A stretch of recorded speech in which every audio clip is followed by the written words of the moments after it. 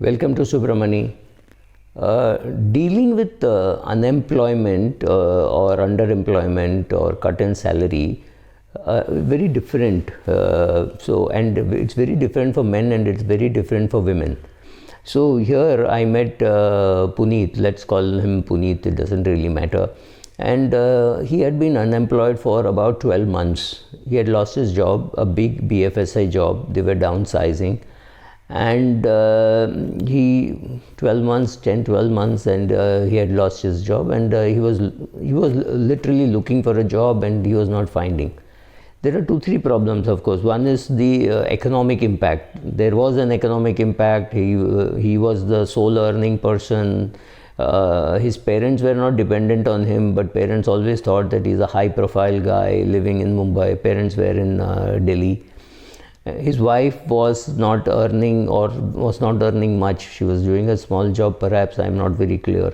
He had 2 children. He was paying their fees. He was paying the EMI. His ESOPs were not worth too much because the company was yet to list. There was internal trade which was happening, which he could have sold, but that was not fetching him a price which he thought it should. When I met him, I realized his shoulders were drooping, and I had just accidentally met him. I just called him, and this incident is about 2 years old. So, then he said, more than anything, I'm worried that people don't think I'm too much valuable. What happens is when a person is unemployed, he gets up a little late, he does not shave, makes him look like a sick man, and everything around you changes. So it's very important when you're unemployed to at least treat yourself well. Get up in the morning, do some exercise, do some running, jogging, whatever, some going to the gym, shaving regularly, taking bath. Don't hang around the house like a loafer, and you feel like a loafer very quickly. Also, I found that women reacting to being unemployed is much better because they have a lot of work to do at home. So they're cooking a little leisurely, they're looking after the kids, they're spending more time with the children, right? All those things are seen positively, but men don't see it very positively. So men may do it, but men may find it very awkward. I mean, imagine going down with your 3-year-old, 4-year-old, and there are say 20 mothers and 1 father. The father is unable to mingle with that crowd, so he is again standing and brooding and worrying. Whereas if the woman loses a job, she's happy to take the kid down, and everybody says, wow, come join us, kind of thing. They are not asking her, why are you unemployed? Or perhaps even if they're asking, she says, oh, she can always say, I took a break, I needed more time with the family. Once upon a time, we could say, okay, keep the house and work separate. But today it's impossible because the office has come into your house. You're sitting in one room wearing a jacket and doing your Zoom calls, and the minute that is over, you've taken off your jacket, you're cooking. So wearing 2 hats today has become very important, especially for women. I do not honestly know how they manage it, because shifting from one official looking stuff like this to some going and cooking is not going to be very easy, but women are still handling it better. So what do you do when you're unemployed is, first of all, you feel like Puneet was feeling, and he's not been employed, at least I don't know. He was thinking of doing some business after that. I don't know what happened. Largely it is loss of self-esteem, because you realize that nobody sees you are worth that much, right? Now this person was getting say 10 lakh salary, suddenly goes to 80-90 lakh salary because of the boom in the BFSI. Now he's looking for 80-90 lakh rupee salary. Boss, those salaries are no longer there. You have to look at something like 30-40 lakh salary, or 20 lakh salary, 30 lakh salary, whatever you're willing to get. But the minute you put last drawn salary was 80 lakhs or 90 lakhs or a crore, the future employer or the current guy where you're going for an interview looks at you and says, you're not worth that kind of money. Maybe a little bit of jealousy, a little bit of anger, or whatever, grief, whatever the other guy says, I will not pay you this much. He's not willing to say it because he is not an entrepreneur. He himself is an employee. So an employee will never make a counter offer to 80 lakhs saying, I can afford you at 40 lakhs. This kind of an offer you will not get from an employee. So if you are an 80 lakh salaried guy who has lost his job, and you're looking for a job and you're willing to take a 40 lakh rupee job, you should be meeting the entrepreneur who knows how to spot bargains, and not at the employee who is interviewing you, because he is threatened that if you are willing to come down so much on salary, his own salary may be questioned.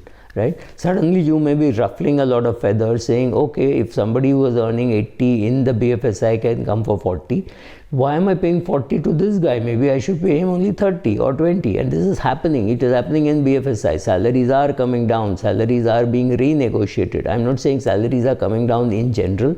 I mean, there is no bank coming and saying, I'm giving you a 20% cut in salary. No, it's not happening. But individuals are being negotiated to lower numbers. Right? So that's happening. So what all should you be doing? You should, one, increase your skills. If you're 30, 35, you should be increasing your skills. If you're 50, 52, reconcile to the fact that you will not get a full-time employment, but there is a lot of worth for you. So they may hire you as a mentor, as a trainer, as a coach, or somebody doing consulting for 2 hours a day, 3 hours a day, that kind of a thing, or 2 days a week. Something like that could be available. Yes, a full-time job may not be available at all, but at 52 you might get something which is 3-4 days a week, which is not bad. It is a prelude to your retirement. You can join at 49, 50. You can do one more thing. You can quit your terrible overpaid 3 crore or a 2 crore salary job and take up a job of 25-30 lakhs on your own voluntarily in an NGO or something like that, knowing fully well that you're joining at 50 and you'll retire at 70 and not at 55 of a heartburn, right? So you have some of these advantages, what you can do, what you must do. Look at NGOs, look at learning some of the skills that you can do at home. If your wife is full-time into employment and she's got a good job, or she's a doctor, she's practicing, maybe she can put more time in her practice. You can look after the house, a lot of things around the house which you can do apart from doing your consulting. I think it is time when we just cut ourselves away from our money earning opportunity, right? Like there used to be a Caltex money. He used to work in Caltex, so he was called. My father used to be called Advani Vishwanath, right? He used to work in a company called Advani Oerlikon. So these people were associated with those companies. My dad worked, I think, for 37 years. He had not completed his post-graduation. They had done a campus recruitment. He took up the job and then wrote his final exam. So he must have been 22, 23 maybe. And he retired at the age of 65. So 23 to 65 is 32, 33 years of age. I think it was 37. So yes, but he retired at 65 and not at 58 as companies do. Now these people were associated with that company. If they had lost their job, they would have just maybe committed suicide because they were so closely attached. We should not be. We should look at change of jobs. We should look at we should look at each employer as a client for whom you are working. I don't have a problem working with 4 clients at a time. I'm not taking ideas from one and processing it differently. I am doing training and I'm doing similar kind of training. I have no conflict. I am not worried that one client will shut shop in India and go away, right? Nothing worries me. So similarly, you should say, currently I'm employed here, tomorrow I don't know where I will be, and be willing to change jobs, change geographies, change location. Like I said, at 49, 50, quit a terrible job and join an NGO because you're building building up yourself for another 20-year career, right? You can do all those things. Labor market changes have been happening. You can't escape that. So over a 20, 30, 40-year period, whatever you're working, you may have 4 jobs of 10 years each, or you may have 3 jobs of 12 years each, or you may have even lesser, or you may have 5 or 6 clients all at the same time. I know a person who is working as a CTO for 6 or 7 startups. I know a person working as a CFO for 3-4 startups. That is possible. So you're wearing different hats at different points in time. So be ready for all that. And labor market has been downsizing for a long time, and we will get into this, oh, large is big, so let us grow bigger, or oh, small is better, let us outsource everything. All these kind of idiosyncrasies entrepreneurs will have.